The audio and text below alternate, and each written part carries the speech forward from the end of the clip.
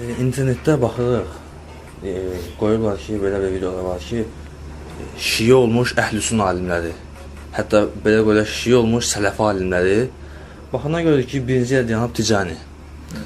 Yəni, bilmək istədik, bu Ticani əhlüsün olubmu? Ya bunun etiqadı nə olub? Sələfi olubmu?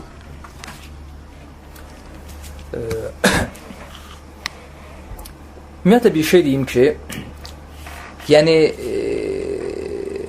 belə fərz eləyək ki, tutaq ki, fərz eləyək, çünki bu fərziyədir, fərziyədən kənara çıxmır. Belə fərz eləyək ki, bir 10 dənə sünni dönüb olub şiə, məsələn. Bunu niyə reklam edirsən?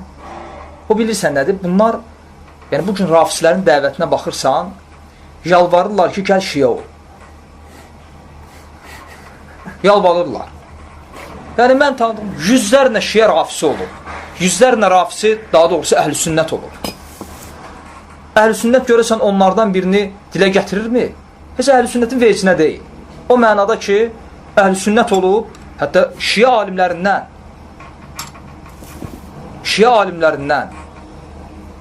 nə qədər alimlər olub, məsələn, Musa Əl-Musavi tanıyan bilir.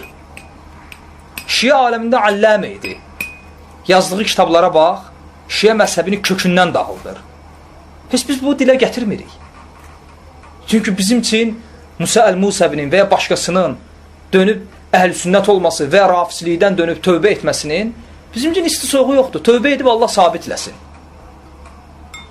Onlar sanki yalvarırlar bizə ki, gəl şiə ol. Bu da səbəb nədir? Siz fikir versəz onlara, görərsiniz ki, rafisilər bizə görə yaşayırlar. Yəni, sən olmasan, rafisi yaşaya bilməz. Sanki susuz balıq misalını. Yəni, balıq suna nəfəs alır. Yəni, balıq susuz yaşaya bilmədiyi kimi, rafisi əhl-i sünnət olmadan yaşaya bilməz. O dinini sənə görə yaşayır. Məsələn, girərsən bir rafisi kitabxanasına, 100.000 kitab varsa, 95.000-i əhl-i sünnətə rəddiyə. Şiə cavab verir. 1. Şiə cavab verir. 2. Silsilə kitablar. Sən mənə görə yaşayırsan.